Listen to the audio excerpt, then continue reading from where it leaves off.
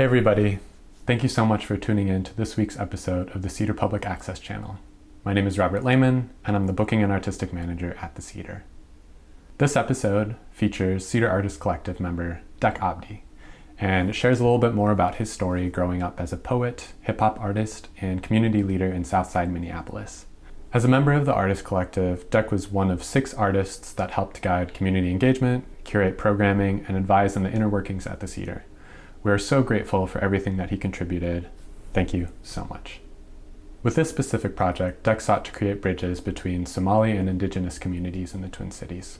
He wanted to foster spaces for artist dialogue and places for people to meaningfully connect with each other. To that end, he had initially planned a block party, wanting to invite local members of both communities. He planned to work with friend and videographer Yani Foreman to document the planning that went into it and then also that final block party. Because of COVID, Deeq nixed that initial idea, and he and Yani pivoted to create a smaller documentary focusing on the community of South Minneapolis, while also working to build bridges between Somali and Indigenous communities. Deeq and Yani interviewed a bunch of people, numerous local community members and community organizers, but ultimately slimmed it down to just Deeq, vocalist and poet Jada Brown, and spoken word artist Asma Farah. Over the next half hour, you'll hear a little bit of each of their stories, as well as individual performances. The Cedar Public Access Channel is always free, with a suggested donation of $10 to help continue programming.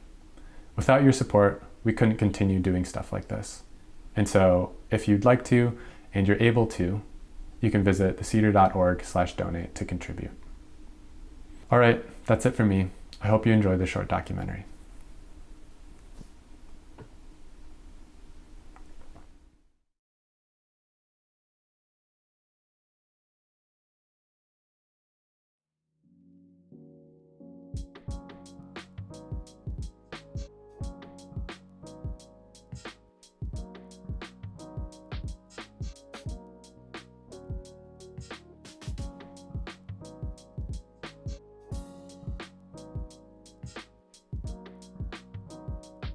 I came to Minnesota in 1998, and it was cold. Remember getting off the plane, and I had a jean jacket on, and those sliding doors open, and you just saw that, that Minnesota February cold, snowy wind just. Thankfully, my mom and my stepdad that picked us up at the airport brought us jackets. I kind of remember the whole school experience a little bit. I was told that I was gonna go to school and it was gonna be great, but I didn't understand my teacher. I understood 2 of my classmates. I feel like there was multiple periods of assimilation. First time when I figured out that I was a Black American, what reinforced it was I moved to St. Cloud for 6th grade.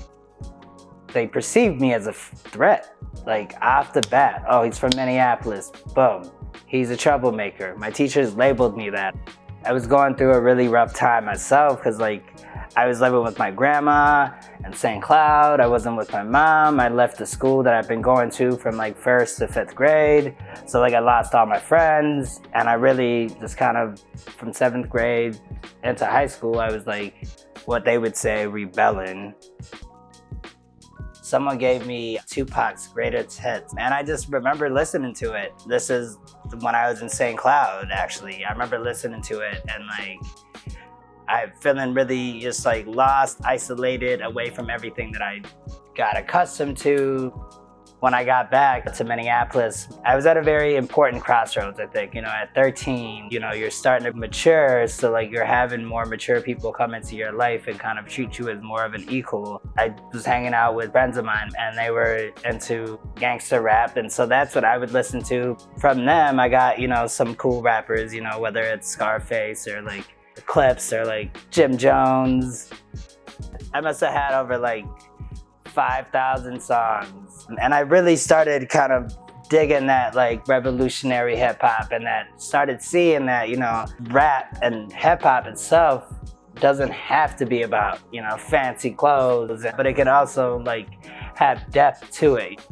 I think it was a Mos Def Tupac song talking about just the struggle of being a young black man in America. And at this point, in high school, I'm 15 years old. I'm going into 9th grade. I was still kind of smaller, looked like still very young, so I wasn't really being prosecuted by cops. But as soon as I started dressing and emulating what I saw in those videos and the people that I admired in those videos, as soon as I saw that I was being stereotyped and cops were slowing down to see what I was up to.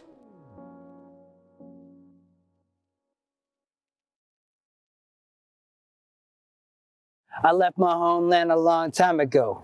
At the age of 6, mom got sick. 2 weeks later, she was 6 feet in the ditch. That's what we knew America was the fix. Took some convincing. My uncle showed me the vision. My whole world was spinning. A part of me was sinking while the other part was singing. Second life begins, unsure by the lifelong decisions. Cut through like an incision. Universal searching cut my lifeline clean. Grafted it out to the American mainstream.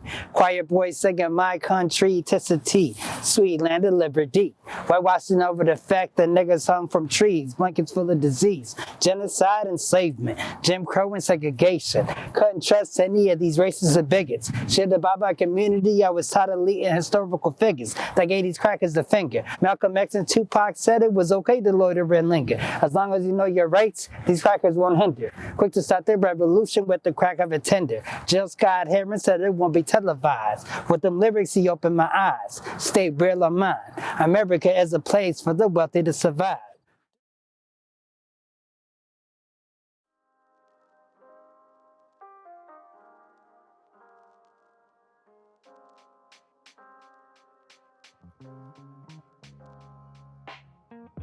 I transferred over to a school called Lauren Nicollet. It was a smaller school of 50 kids. It was really cool. It was probably the best high school experience. And they were really political. What I was reading was correlating with that rap that Tupac was spitting about, what America did to its people, and that America really, is built off of the destruction of other cultures. I feel like at that time is when I started writing for myself. At 18, my mom kicked me out and I was homeless, couch hopping for a while, but I got a job with a nonprofit called the Poor People's Economic Human Rights Campaign. I really enjoyed organizing, talking to people about their situation, trying to help find resources for people. The month before the RNT, we decided to promote the Poor People's March across the state of Minnesota. And that probably was one of my favorite things I ever did in my life. I went through 1,000 towns in Minnesota in that month. I think we had 1,000 people show up to that march. But it also terrified me because it was I saw where our elected officials were holding a meeting about the future of this country. While hundreds of people screaming at the gates being yo, you are not representing us right. It made me cry. I was yo, there's really a big divide that's happening in this country. The lady that I was working for decided to move back to Philly. Another period of my life began. And I got a job running the Franklin Teen Center. It was definitely an eye-opening moment for me, because I had never been in a space so dominated with people that are East African, Somali. And I think part of the reason why they hired me was because I was of Somali descent, and they were you can connect with these kids. And, I was able to maybe, but I also learned that there were so many things that I didn't know that they knew about, Somali culture, and that I couldn't relate to. And that really helped me do some soul searching. All this time I've been in the US, kind of exclusively been in spaces that I was comfortable in. And because I grew up in a mixed household, and because I Americanized very fast, I always kind of gravitated towards youth, people that grew up here, people that are from here, because I was able to relate to them better. And I really, at this point, I've kind of lost my Somali.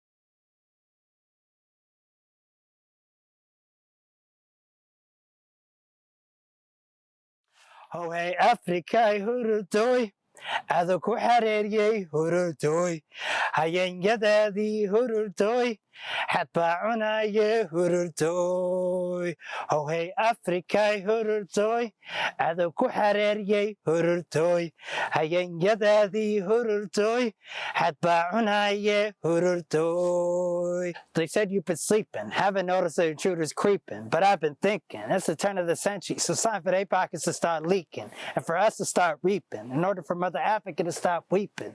Damn near took it all, leaving our resource depleting. So I'm of the dark continent, we'll send her back bleeding. No bullshit, I've taken allegiance, and with the mic in my hand, I leave you still like a paraplegic. Should've cut off the hand as soon as they try to touch Egypt. Took the knowledge, twisted it, and now they're trying to preach it, telling me, young black child, you can't reach it. But if I can surpass it, I can sure as hell teach it. Voted future children toward the road of impeachment. They don't care if you're intelligent, they're still treating you like feces, knowing that you can state and speak your own thesis. Ho hey Africa hururtoy, ado kuharir hururtoy, hayen yadadi hururtoy, hatba unaye hururtoy.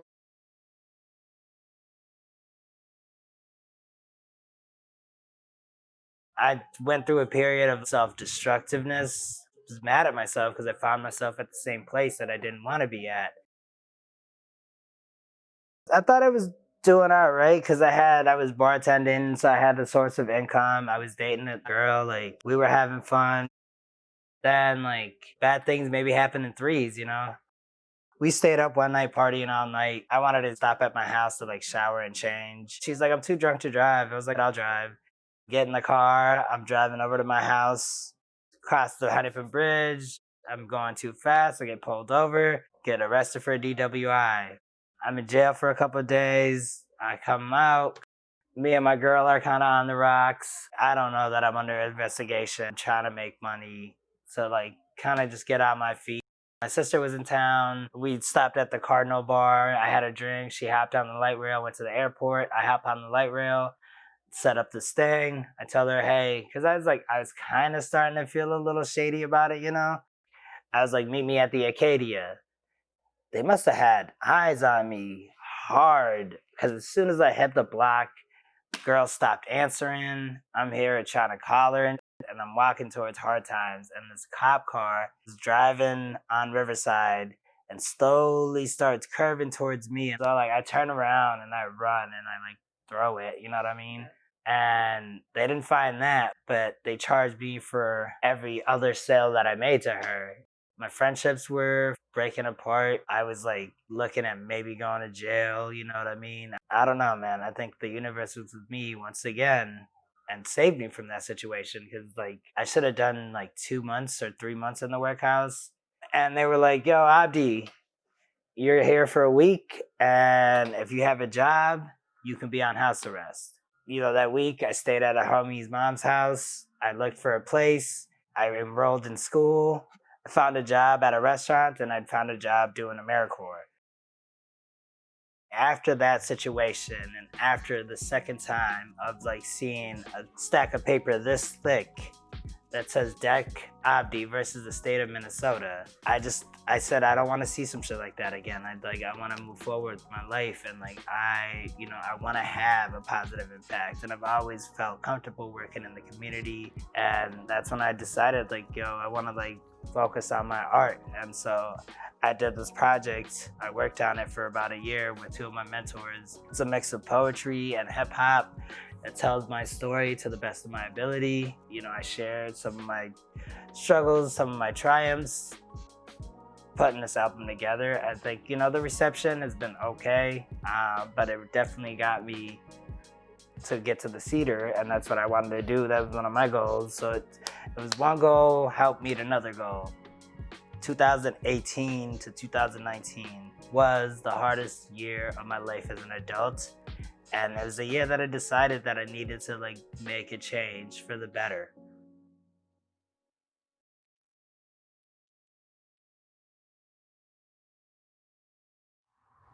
Keep your ears to the wailing wall. Be purposeful. Walk tall. Send your intentions towards prevailing winds. Take that win, that swing, I hope you win. In truth, everything you gain, you lose. Material pursuit leaves the soul bruised. Enlightenment. Detachment. See this world as fragments. Features soul fractions, decimals. It's a numbers game. Intellectual mathematics. Equalize. Learn how to even the playing field. Whether we're born equal or not, we're not born on an even field. Most of us is born shot in the Achilles heel. Some is born blind, seeing the world only through touch and feel. Others are born deaf, knowing only sight, barely knowing how to communicate right. Well, some are born with everything, never willing to do right. I see, I hear, I feel, but I fear. I'm fearful of my future, my past, and some of my present. But most of all, I'm fearful of failure. So for years I haven't tried. I think of greatness. I never get to the finish line. Actualization of my ideas is my greatest weakness, but it can become my greatest strength. After years of loss, I know I deserve some gains, and the momentum I retain. I know there'll be some obstacles, but resilience is my game. Years of living and working in Minneapolis, I've met a lot of incredible artists from diverse backgrounds who've used their music, their poetry, their whatever craft that they have as a way to overcome adversaries and as a way to heal themselves and to heal their communities and to express their stories and tell their stories themselves. And so I'd like to take this opportunity to share the stories and art of a couple of people that I know in the city and that I think that are really incredible and deserve to have their stories heard.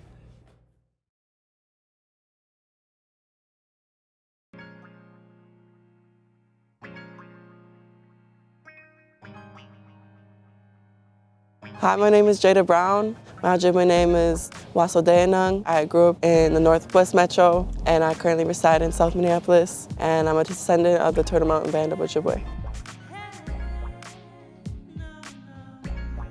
When I first knew that I wanted to sing and wanted to make music seriously was when I was in middle school, and it was performance day in choir. I just remember that feeling. That feeling is so familiar still, even when I was 14. Of just being able to perform and express myself that way. It was a feeling that I couldn't, it's super hard, it's hard to explain. I just felt really grounded. Music is really how I found my voice and was able to express myself in ways that I found difficult to express otherwise. But my first influences came from my dad and my grandparents' music. My dad introduced me to lots of alternative rock, like Nirvana and Rage Against the Machine. Then being influenced by my grandparents' music, put me around Creedence Clearwater, Jimi Hendrix, Curtis Mayfield. Growing up in a Somali town, I grew up 45 minutes west in a town called St. Michael. I lived on a hill and I could see the skyline of Minneapolis. I always wanted to move to Minneapolis to really work on music. I don't know how I would describe my music. It's R&B, it's pop, it's alternative, it's hip hop. Being a mixed Ojibwe person, bringing back language to my family, and bringing back cultural ties that have been cut off due to spiritual oppression and due to removal acts from reservations and from the land. And even being out in Powderhorn Park, there's where this summer more tents and more people's living areas have been destroyed and fences put up. Native people shouldn't be homeless on their own land. It shouldn't be a privately owned thing. This is land that we have the right to live on how we choose and the right to housing. I think we all have gifts in life, and when we find those gifts, I believe it's our duty to use them to help our community in whatever ways, to uplift and inspire, and to talk about the structures of society that we live in and question them.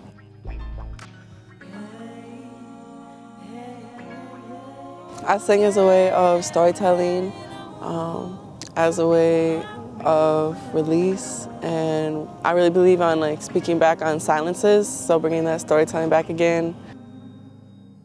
Amazing thing about music is I try to capture that feeling, whether it be joy, grief, radical love, so you can feel that, and I think that's what music is about.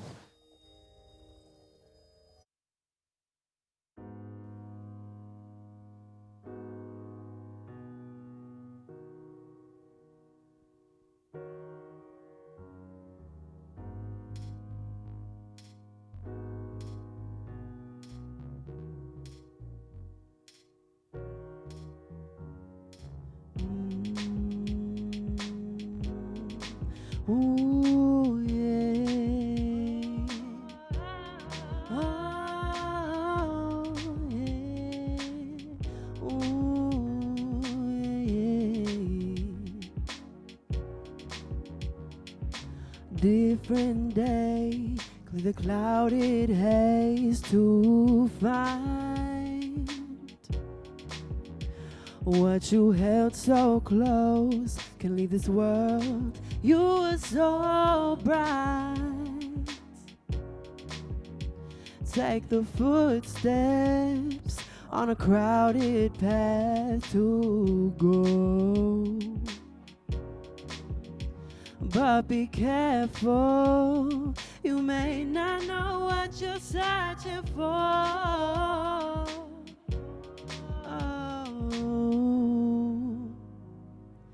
Take off them rose-colored glasses. Take off them rose-colored glasses. Take off them rose-colored glasses. Take off them rose-colored glasses. Take off them rose-colored glasses. Take off them rose-colored glasses. Take off them.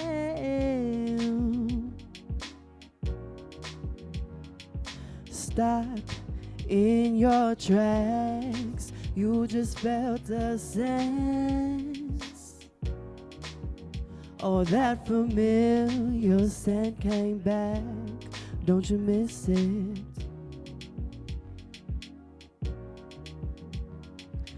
Feelings got you thinking what you could have done.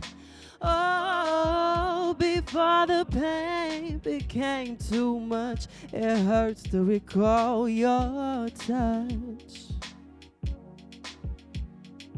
Starry-eyed, sun-kissed skin, knew you long for that rush. Nearly bliss, you shone through your brokenness.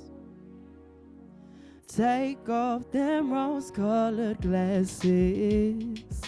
Take off them rose-colored glasses. Take off them rose-colored glasses.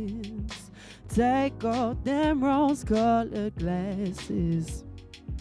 Take off them rose-colored glasses. Take off them.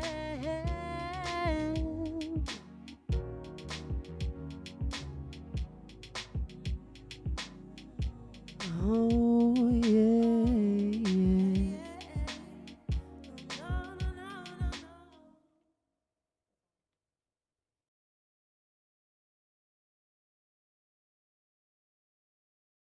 Crowley would cower if he were in the skin I'm in.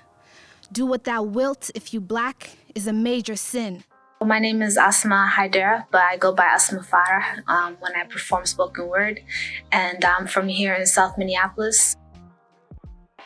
Originally, my father is from Somalia, and my mother is from Gambia in West Africa. I was actually born in Gambia in West Africa. It all started in high school for me. I was taking an African American literature course, and we studied Langston Hughes for a semester, and I never read anything like what Langston Hughes wrote in my life. I never felt so, I never felt that anyone wrote something that so spoke to my soul as a Black person, a person of color. One of our projects was to write a piece of poetry inspired by the style of Langston Hughes. And I wrote that poem, I submitted it. My teacher was actually like, you should keep writing, you should keep continuing to do poetry because, it seems like you have a real knack for it. A friend of mine, Nimra, she had an event called Saved by Verse. She invited me to perform with all these other people that were actually legitimate, what I call like legitimate poets in the community, like people who have been putting in work, and I had never performed. I was an amateur at the time. I just got out of high school, 18 years old, and she gave me an opportunity on the stage. And basically ever since then, I've been performing spoken word. And from that one performance, that's the first time I performed the poem Pirates. I wrote it specifically for that event. And people really responded to it really well. And I wasn't expecting that. And I was shocked because here I was with all these people that I respected, people I thought were like legends, and people were talking about my piece. I was like, wow, this is something that I really should pursue. Michael Jackson had Iman portray Queen Nefertiti. Little do they know that's not far from the truth, because we had a whole dynasty of a Somali woman's rule. I'm talking about Arawelo. And so I started doing spoken word. I became a spoken word teaching artist. I worked at Mixed Blood Theater. I also worked at the Brian Cole Community Center, volunteering and teaching kids poetry. I had my own summer poetry program, and it was amazing. I saw kids come out of their shell through using spoken word as a tool for expression, and also as an alternate way to get out a lot of the emotions that you feel living in a kind of a cramped urban environment with a lot of people. I found spoken word as a tool to express yourself, to talk about where you're from, talk about the problems in the community, but also to empower yourself as an individual and as a community to strive, to be better, to be greater.